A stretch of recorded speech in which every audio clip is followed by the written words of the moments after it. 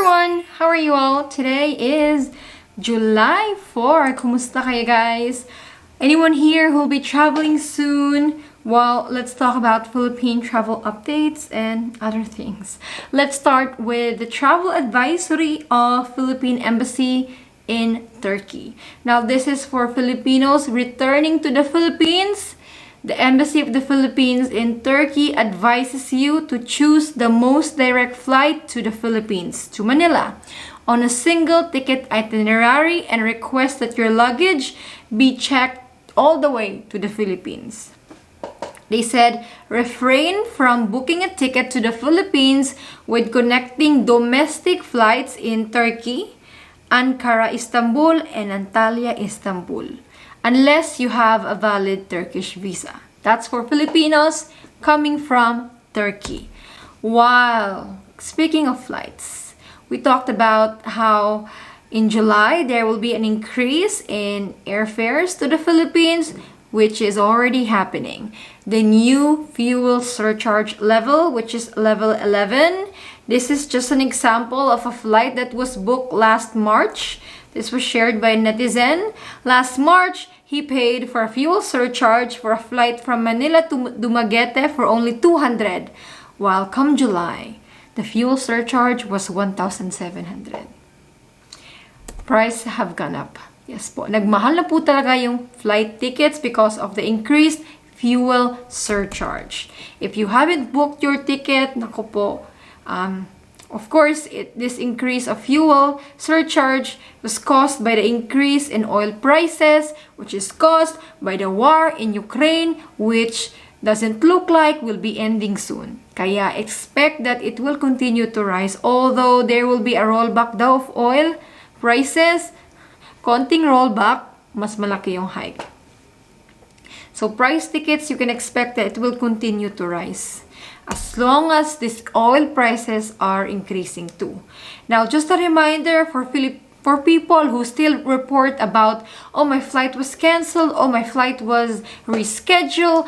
Guys, always know your rights. If your flight po was significantly changed, for example, there was a significant schedule change or your flight was canceled, you can ask for full refund of your money, especially if you book direct with the airline. That's the best advantage. If you book direct with the airline, whatever happens, you're covered by the airline. So for example, cancellation, you're entitled for a full refund. It may be different case, however, if you booked with a third party. I use third party actually only to check the cheapest flight available, pero I still book direct with the airline. It may cost me a little bit more, but I think it's worth it, especially if you're traveling during the pandemic. Well. In the Philippines, guess what? We have a new president. We have the new president, that is Ferdinand Bongbong Marcos Jr. He is the 17th president of the Philippines. What is his stand on tourism? Of course, as all countries in the world, the Philippines wants its tourism industry to recover. In his inauguration, the President Marcos Jr. said, the recovery of the Philippine tourism with its emphasis on accessing nature's beauty, I'm sure it will exceed expectation. I think so too. The new Secretary of Tourism, the daughter of Governor Gwen, Secretary Cristina Frasco Esperanza, I think she's very promising and very smart. Well, there's no news on the new Department of Health Secretary. No news. It's status quo. Where airlines seek that there should be an end to health paperwork, testing, face mask protocols. There should be an end to it, and we should all go back to normal.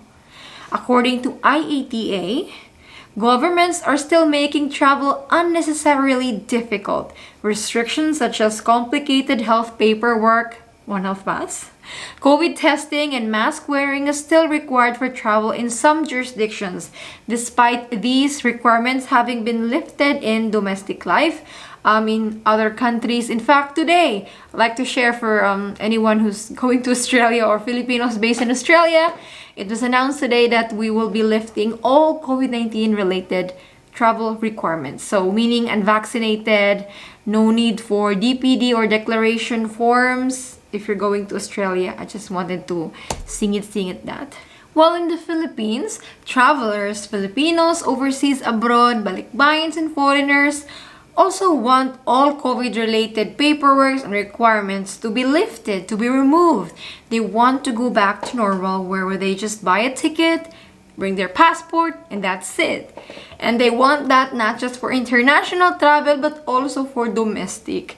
First is, I think travelers want One Health Pass to be removed. Tanggalin na. To remove it.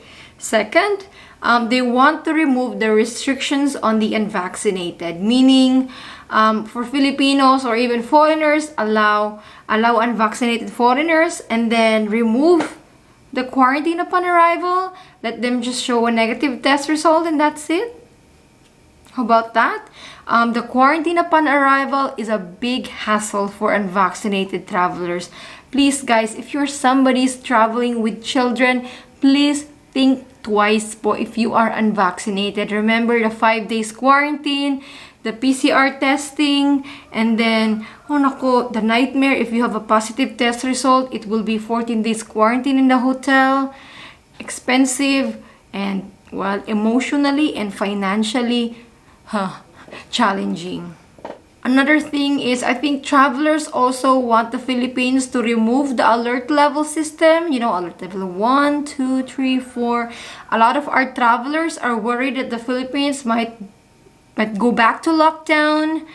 Although I don't think the Philippines is ready to remove alert level system po, because in fact, today, the Department of Health reports 1,323 new cases of COVID-19. The highest daily tally in over 4 months, or since February 25. DOH also reports 14 new deaths. Half of these new cases, guys, 1,300, are coming from the National Capital Region. Kaya I don't think they would be removing the alert level system for now. Well, worst case scenario, I think if the COVID numbers continue to rise, that Manila may be put under alert level 2. And Jennifer, what does that mean? For you guys, for international travel, or even for domestic travel, I don't think it's a big deal. Really. Even with alert level 2, you can still travel. There's no lockdown. All places are open. They may be reduction in capacities, but pretty much you can do everything still. We are on alert level 2 and I feel like we're living back to normal. Yes. As for now, there is no news whether they're going to allow unvaccinated foreigners. There is a loophole in Cebu. If you want to go enter now, you just have to try to enter Cebu and don't go to Manila if you are a foreign tourist. I've had foreign tourists, our viewers, our subscribers, part of our community who've already successfully entered the Philippines through Cebu.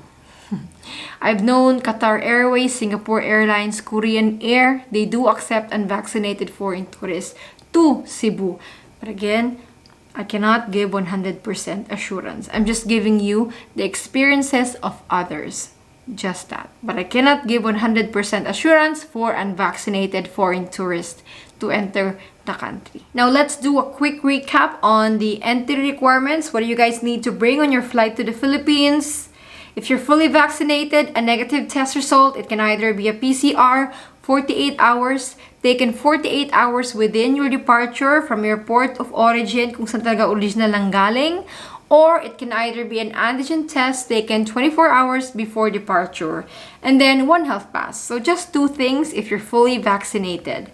Then if you are boosted, it's easier because you only need your vaccination proof with your booster shot po, and then One Health Pass. Well, if you're unvaccinated, 3 things: a negative test result, One Health Pass, and then a quarantine hotel booking for 5 nights in an accredited quarantine hotel. There is a list to that. It's in my description box. And then for foreign tourists, a return ticket. If you're coming as visa-free, a return ticket or an exit ticket to our other countries or any country leaving the Philippines, not more than 30 days because, well, you're only given 30 days, so you must show proof that you will not be overstaying, that you will be leaving the country. However, if you want to stay longer, it's easy to extend your visa at the Bureau of Immigration office. I know it's kind of redundant. Like, what if I'm a foreign tourist and I want to enter the Philippines and want to stay there for more than 30 days, but then I have to show a ticket of leaving the country in 30 days. I know a tip. Rent an onward ticket. It's valid and it's cheap. It's only for $14. Or you can buy a cheap ticket leaving the Philippines. I know of, it could be $60 for a Manila to Singapore flight. It's your choice. Or you can book a ticket that is refundable, but then you would have to wait for the refund. So it's all up to you. Well, for balikbayans po, if you have your old Filipino passport or your birth certificate, dalhin nyo na lang. Hindi naman yan mabigat. Kung meron ka, dalhin mo na lang. It's not a big deal, diba? Kung meron ka, dalhin mo. Kung wala, wag kang ma-stress. Pwede ka pa rin pumasok sa Pilipinas. You just have to let the immigration officer know upon arrival that you want to avail balikbayan privilege. Tell them, balikbayan po, be nice and smile. Ganun lang. That is all the updates for the Philippines. God bless you all and stay safe. Bye.